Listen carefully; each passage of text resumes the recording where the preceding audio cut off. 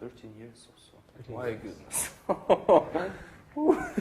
Yeah, it was very easy to quit. But once you chant, and this is what the first time I heard from Srila Prabhupada, he would say, just chant the Maha Mantra, it will purify you. And I didn't know about any other mantras, I didn't know anything about the Vedas. But I just followed his advice, I tried it. And after smoke, I would chant. Driving in a car, I would start to smoke a lot. And then chant, Hare Krishna, Hare Krishna. I didn't even have beats at that time. I was just chanting. And then I developed this taste, a little taste of it for it. And this is why I would get more into it. And I bought some beats, and then I started to chant on beats. But I was chanting still square. That's the Western style, right? Square chanting. But then Babaji told me how to chant. He shows on the video how to chant, and then I developed the chanting method. But and another weakness was sexual urge.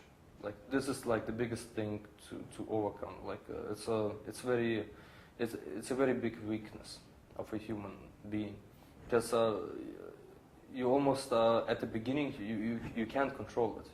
You can't. It's impossible actually. Once it gets your mind, that's it. Right? Well, everyone knows that. Everyone here knows that. At the beginning, it's like very, very heavy. But with time, like that's why you have to hang on the chanting. You have to hang on the process. You have to be determined what you want to do actually.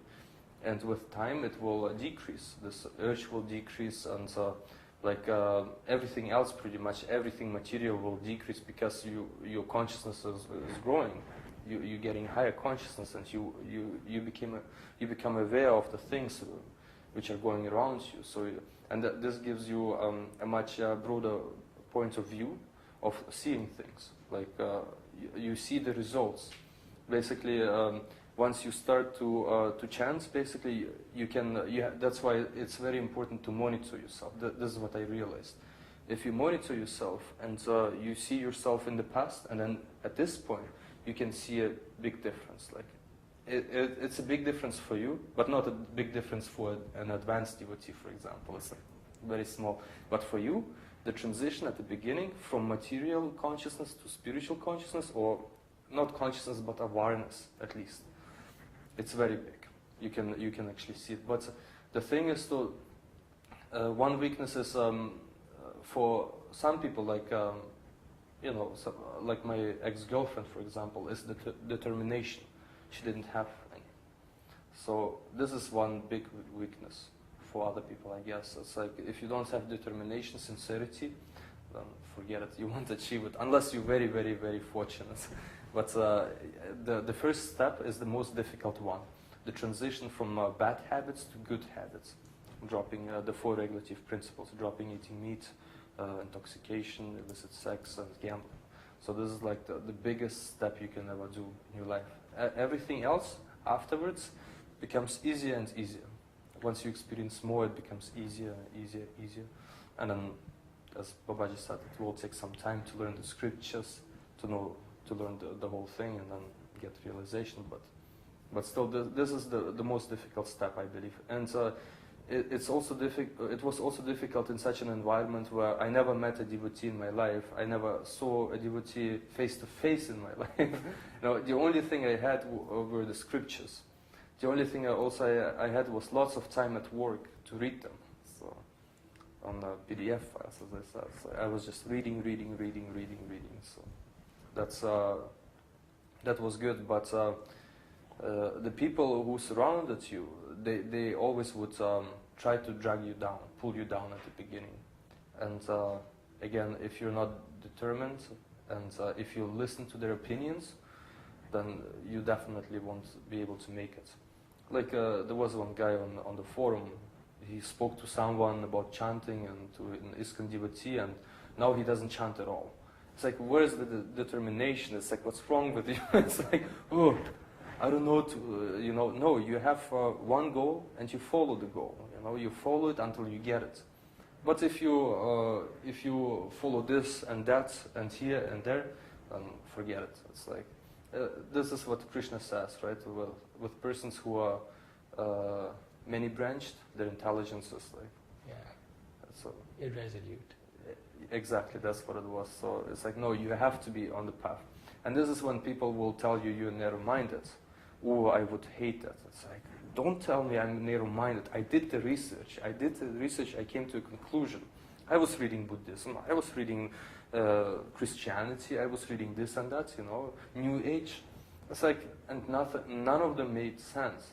Because they're very broad, like big, and so they have maybe one or two good points, but that's it.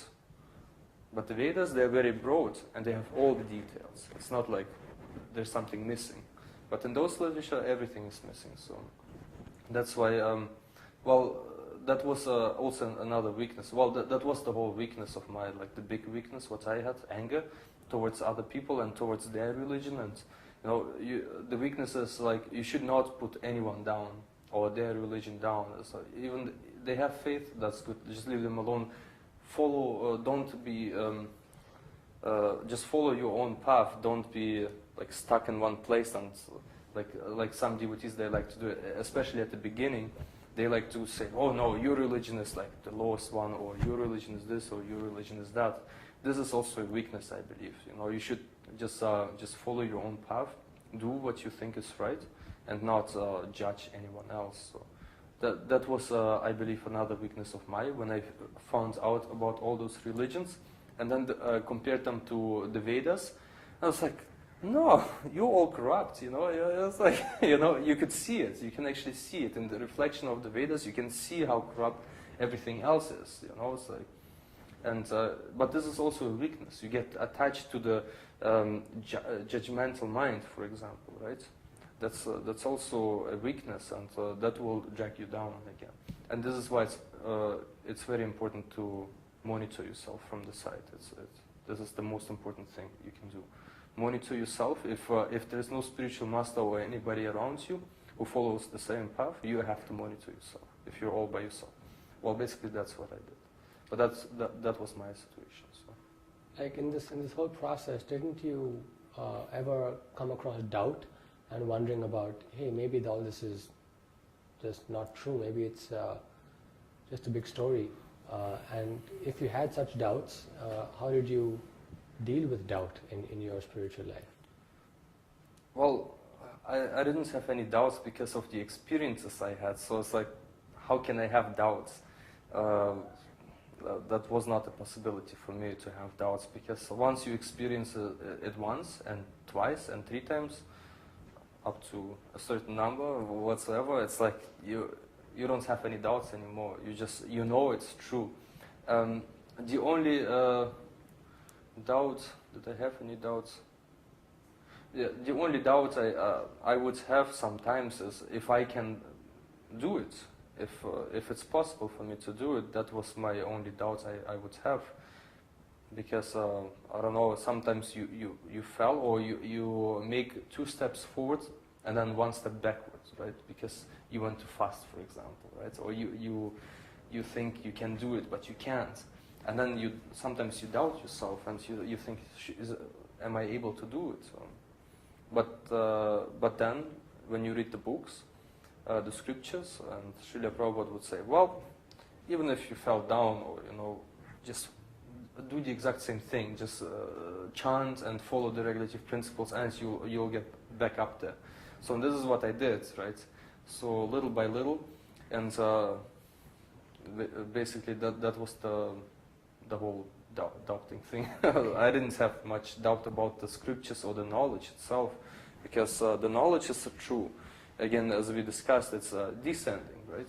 It's not like you can analyze it, right away and come up with conclusions and this and that.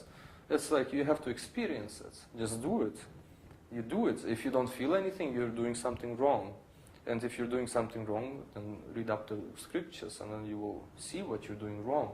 And once you correct that, you will experience it. The bliss sometimes, or whatever. Those things, those little things, what I experienced. But once you experience that, you won't have any doubts. Unless you're very analytical and, scientifically inclined. Like, Samantha on the forum, right? Or this is the what you pulled up, the forum. With material logic. Or material logic, yeah. She did experience it. Maybe she didn't.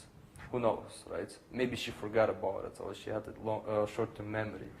But she was very scientific, I guess, and that's why it's like she started to doubt again. Because spirituality is different from material or materialism. Material things, it's completely different. It's inward, not outwardly. So, yeah. Okay. Looking back on your growth as a devotee and decisions that you made that eventually got you to where you are today at the ashram, are there things that you would have done differently if you could go back and do them? Would you have done things faster, or would you still have taken 4 years, or were there certain